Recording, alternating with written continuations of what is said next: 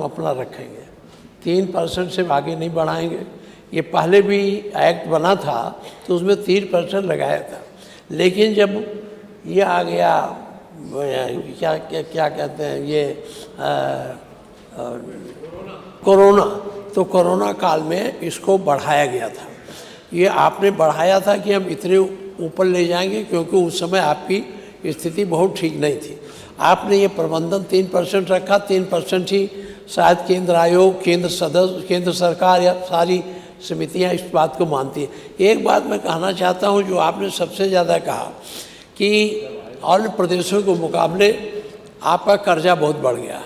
8 लाख कुछ हज़ार करोड़ आपने कर्जा लिया, 9 लाख करोड़ का आपका बजट है, और आप कहते हैं जो इसमें डालने जा रहे हैं, व्यवस्था परिवर्तित कर रहे हैं अपने को नियमित अनुशासित करने के लिए, वो ये है कि हम 30% से ज़्यादा कर्जा नहीं लेंगे।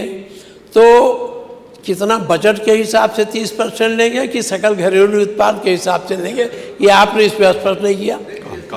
जीएसटी के हिसाब से। दूसरी बात आपने कहा कि हम जो 30% लेंगे, आपने कहा कि पूंजीगत व्यय पर हमारा एसेट बनता है और उससे हमें लाभ मिलता है, लेकिन इसमें यह भी नहीं कहा कि 30% जो आप अपने लिए बना रहे हैं नियम कि उसी के अंतर्गत हम रहेंगे।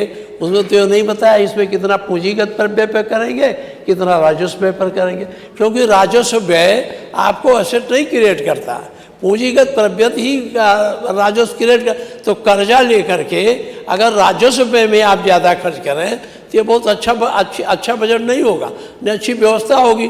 इसलिए इसमें आपको स्पष्ट करना चाहिए कि हम 30% जो लेंगे उसमें हम कितना पूंजी पर खर्च करेंगे और कितने हम राजस्व पर खर्च करेंगे। आप जो बजट लाए हैं उस पर तो कल बात होगी।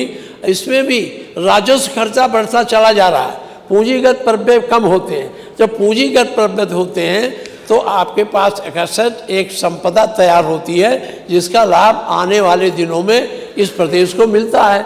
उस पर आपका ध्यान नहीं केंद्रित हो रहा है। ये मैं ज़्यादा बात नहीं कहूँगा क्योंकि ये प्रबंधन का है, आप तो पासे करा लेंगे। तो ये मैंने आपसे 2 बातें आकर की।